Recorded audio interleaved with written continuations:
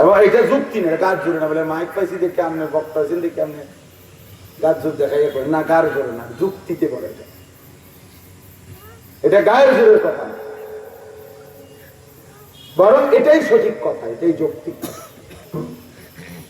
তাহলে যার কাছে জ্ঞানের একটা প্রধানতম মাধ্যম ওয়াহী টোটালি নাই, সে পূর্ণাঙ্গ ইলম পাবে করতে, বলেন সে পূর্ণাঙ্গ জ্ঞান পাবে করতে,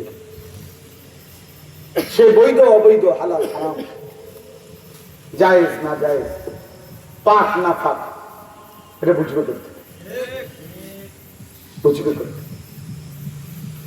এই জন্য আজকে আমাদের সন্তানরা, আমরা যখন তাদেরকে ছেড়ে দিছি, আসমানি ইলম থেকে বঞ্চিত হয়েছে, আল্লাহর কোরআন নবীর সুন্নাহ থেকে বঞ্চিত হয়েছে, এবার যখন যা মন চায় তাই করছে। চুল, চেহারা, লেবাস, পোশাক, আচরণ, উচ্চারণ, ভালোবাসা, পছন্দ, রুচি, মেজাজ, চলাফেরা, কথাবার্তা, রং রং, স্টাইল, সবকিছু ওর যা মন চায়, ওর যা মন চায়। চুলিটা এরকম কেন ভাল লাগছে, গত মাসে যে দেখলাম তোমার আরেক মডেলের চুল, ওইটা ওই সময় ভালো লাগছে, এখন এটা ভাল লাগতেছে না। জামাইটা বদলায় ফেললা, ভাল লাগতেছে না, এখন এটাও ভাল লাগছে। কার ভাল লাগতেছে? ওর ওর ওর নিজের কাছে, ওর যখন যেটা ভাল লাগে। আর খোদার কসম, প্রিয় নওজোয়ান, এই আখলাক যা, আমার যখন যা ভাল লাগে, আমার যখন যা মন চায়, আমি তাই করব, তাই বলবো, তাই সাজবো, আল্লাহর কসম, এই স্বভাব কুত্তার স্বভাব, কুত্তার স্বভাব, কুত্তার কুকুরের স্বভাব। কোরআন বলছি, কোরআন শরীফের আয়াত, ওয়াত্তাবা হাওয়াহু ফামাসালুহু কামাসালিল কালব। এটা বাংলা আয়াত, আমার শায়েখ বলে যে বাংলায় যেন না মানে এটা আর তর্জমা করবো কি তর্জমা করতে হবে বলে, এটা সুন্নিদের মতে এক, কওমিদের মতে আরেক, এমন কোন তর্জমা আছে? ফামাসালুহু কামাসালিল কালব। আল্লাহ বলছে মনের চাহিদার অনুসরণ করেছে, ফলে তার উদাহরণ, দৃষ্টান্ত কামাসালিল কালব, কুকুরের মতো। ওই জীবন জানোয়ারের জীবন, ওই জীবন কুকুরের জীবন। এই জন্য রবের সাথে যে সম্পর্ক হারা হয়, সে আর ইনসান থাকে না। মালিকের সাথে যার বন্ধন ছিটে যায়, সে আর মানুষ থাকে না, মানুষ থাকে।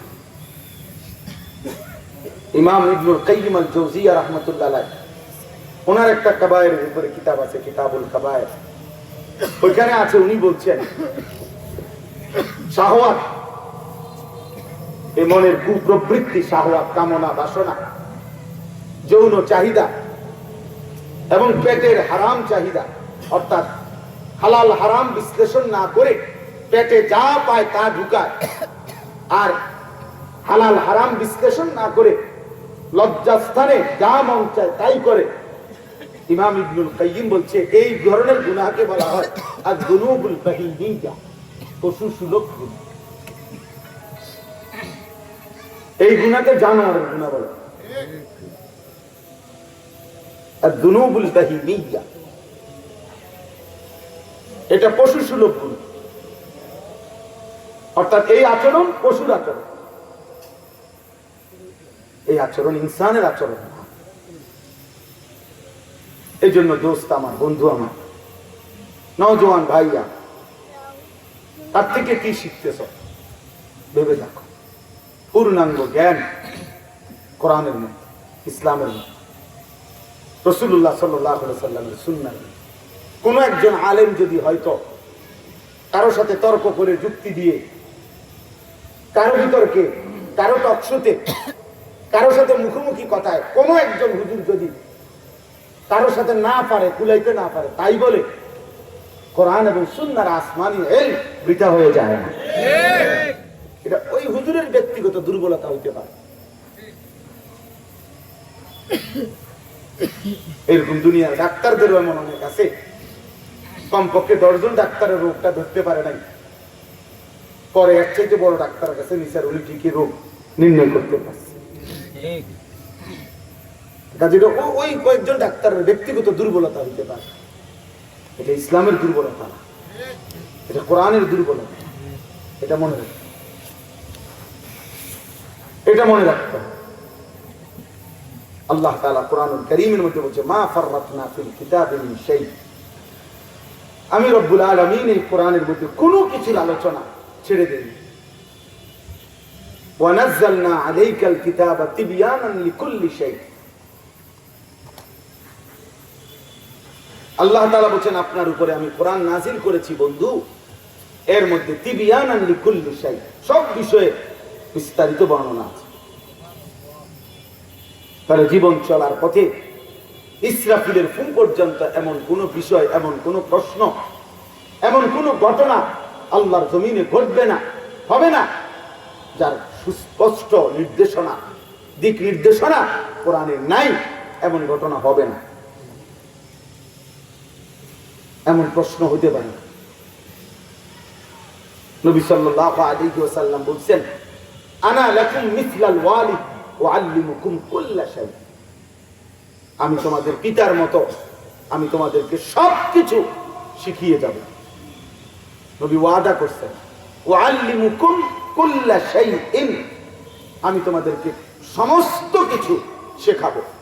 তাহলে যেদিন সমস্ত কিছু শেখানো হয়েছে, সেদিনই রব্বুল আলামিন বলছে, আল ইয়াউমা আকমালতু লাকুম দীন, আমি বন্ধু দিন পূর্ণ করলাম, দিন পূর্ণ করলাম। এজন্য সুন্নাহর মধ্যে, হাদিসের মধ্যে নাই, নবী সাল্লাল্লাহু আলাইহি সাল্লামের জীবনে এমন কোন দিক নির্দেশনা নাই, এমন কোন প্রশ্ন, এমন কোন ঘটনা হতেই পারে, হতেই পারে। কোরআন তিনি নাযিল করছেন, যিনি বলছেন ইয়ালামু মা বাইনা আইদিহিম ওয়া মা খালফাহুম। ওই মালিক কোরআন নাযিল করছেন, যিনি বলছেন আমি পেছনের সবটাও জানি, সামনের সবটাও আমি জানি। যিনি ইসরাফিলের ফু পর্যন্ত কায়নাতের সব জানেন, তিনি অপূর্ণাঙ্গ কথা কেমনে নাযিল করবেন? আর পৃথিবীতে এই দাবি করার মতো যোগ্যতা অন্য কোন সত্তার আছে? অন্য কারো কাছে আছে?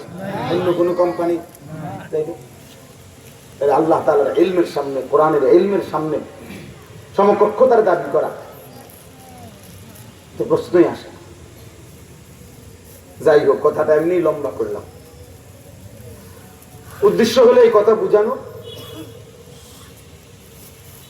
আমরা প্রত্যেকে প্রয়োজন পরিমাণ প্রতিনিয়ত উচিত কোরআন সুন্নাহর ইলম শিখতে চেষ্টা করি। সবাই মাদ্রাসায় পড়তে পারেন নাই, তাই বলে আমার আর জানার কোনো প্রয়োজন নাই বা জানার কিছু নাই এমন না, বা আপনিও শিখতে পারেন, পড়তে পারেন, আপনিও আরো পড়েন। কোরআনুল কারীমের তেলাওয়াত করতে পারেন না, কোরআন শরীফ দেখে দেখেও পড়তে পারেন না, কোরআন শরীফের শুধু তর্জমাটুকু জানার কোনো চেষ্টা করলেন না। 30 বছর ধরে আলহামদুলিল্লাহ সূরা শুনেন, অথচ একবারও ভাবলেনও না কি বলতেছি। এতটুকু দুর্বলতা, এত অক্ষমতা মুসলমানের সাজে না, মুসলমানের জন্য মানায় না, কোন মুমিনের জন্য এটা মানায় না। এক মুসলমান 40 বছর, 60 বছর, 30 বছর পার হয়ে গেছে যার জীবনে, সে তার মালিকের কোরআন দেখে দেখেও পড়তে পারে না। হায় হায়, এত বড় অক্ষমতা, এত বড় ব্যর্থতা কোন মুসলমানের হইতে পারে।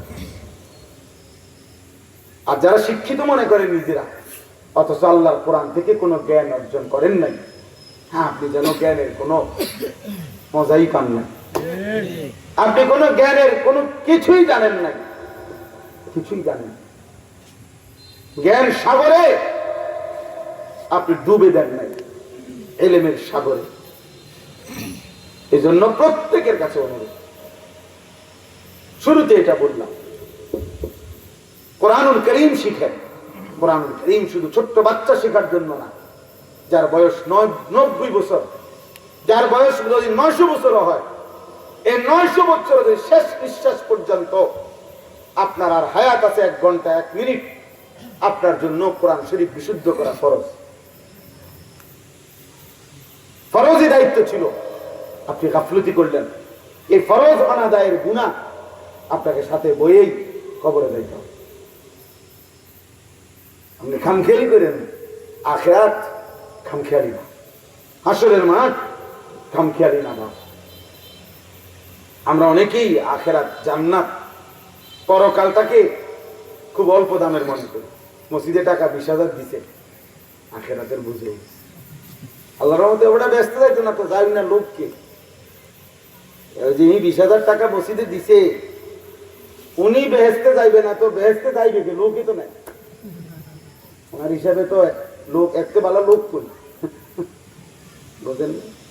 4টা ফ্যান দিছে, সিলিং ফ্যান, 3-12,000, বেহেস্তের বুঝ হয়ে গেছে। 2 কাঠা টাইলসের টাকা দিছে, বেহেস্তের বুঝ হয়ে গেছে। আখিরাত কি আসলে? জান্নাত 2টা রুম আর একটা বারান্দা, ঠিক না? জান্নাত তো মূলত এটাই নাকি? বা 2টা রুম ছোট ছোট 10x10 আর একটা 6 ফিটের বারান্দা, এটারই তো কয় জান্নাত নাকি? ইযা রাআইতা সাম্মা রাআইতা নাঈমান ওয়া মুলকান কাবীরা।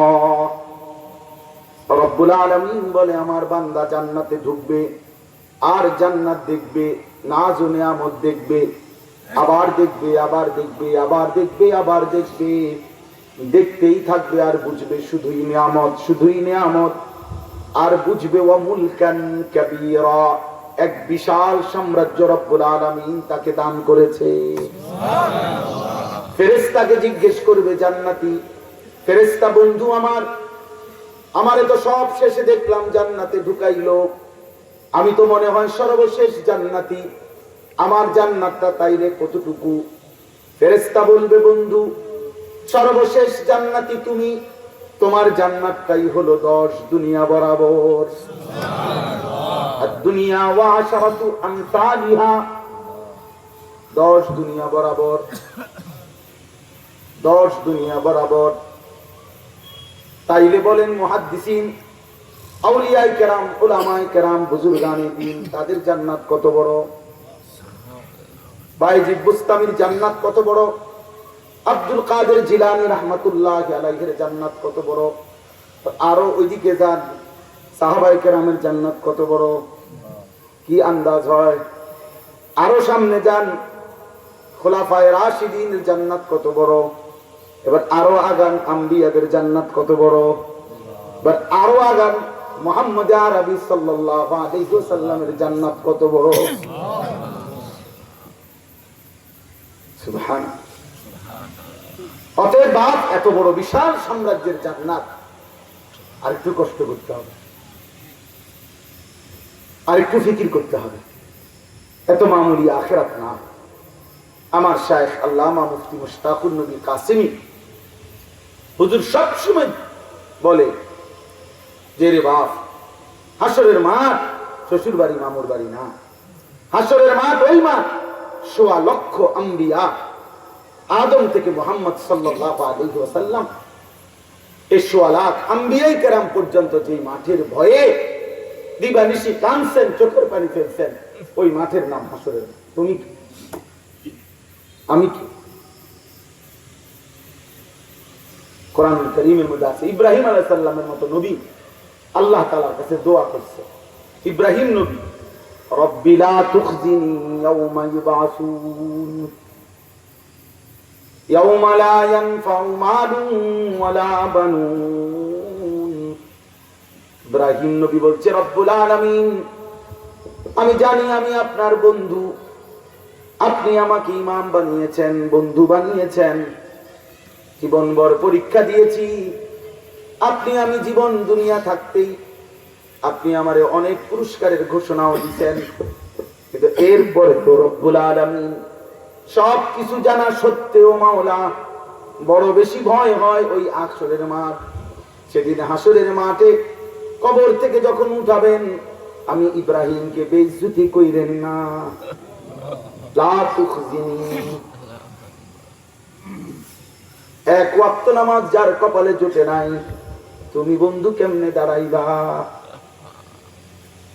গত 365 দিন নওজোয়ান, 1 বছরে কোনদিন ফজরের নামাজ পড়ো নাই যে বন্ধু, তুই নাফরমান কেমনে দাঁড়াইবি বন্ধু বল?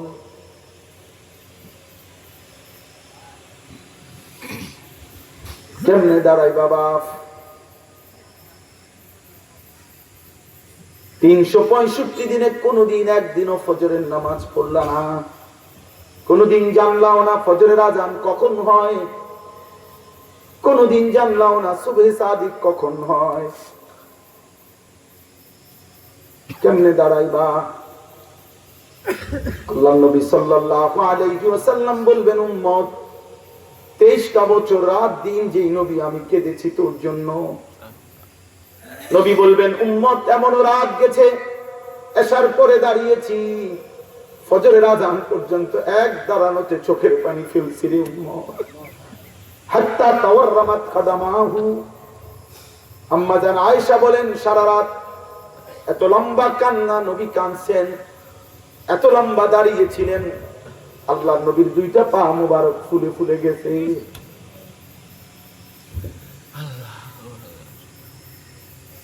হযরত আয়েশা রাদিয়াল্লাহু তাআলা আনহা বলেন, এক দাঁড়ানোতে আল্লাহর নবী ফজরের আজান পর্যন্ত শুধু কাঁদছেন আর কাঁদছেন, আর একটাই কথাই শুধু বলছেন আল্লাহর কাছে, একটা দোয়াই করছেন নবী, উম্মতের জন্য দোয়া করছেন। কোরআনের আয়াত, ইন তুআযিবহুম ফাইন্নাহুম ইবাদুক ওয়া ইন তাগফির লাহুম ফাইন্নাকা আনতাল আজিজুল হাকীম। এই এক আয়াত নবী ফজর পর্যন্ত এক দাঁড়ানোতে পড়ছে। অর্থটা কি? অর্থটা নওজোয়ান শোন বন্ধু, নবীজি ওই রাত্রিতে এক দাঁড়ানোতে আল্লাহকে বলছে, মাওলা আমার উম্মত নিঃসন্দেহে গুনাহগার, নাফরমান, পাপী, আর গুনার কারণে যদি আপনি আযাব দেন তাহলে আপনার বান্দা আপনি সৃষ্টি করেছেন, ফাইন্নাহুম ইবাদুক, আপনারই তো গোলাম, আপনি চাইলে শাস্তি তো দিতেই পারেন, আপনাকে বাধা দিবে কে? কিন্তু নবী বলেন, ওয়া ইন তাগফির লাহুম, এই বন্ধুর দিকে তাকিয়ে যদি আপনি মাওলা মাফ করে দেন তাইলে তো কেউ পারেন, আপনারে থামাইবে কে? ফাইন্নাকা আনতাল আজিজ, আপনি তো পরিপূর্ণ ক্ষমতাবান, মাফ তো করে দেন। মানে আযাব দিলে আপনারে বাধা দেবে কে? মাফ করে দিলে আপনারে বাধা দিবে কে? তো আমি বন্ধুর দিকে তাকাইয়া আমার উম্মতরে মাফ করে দেন।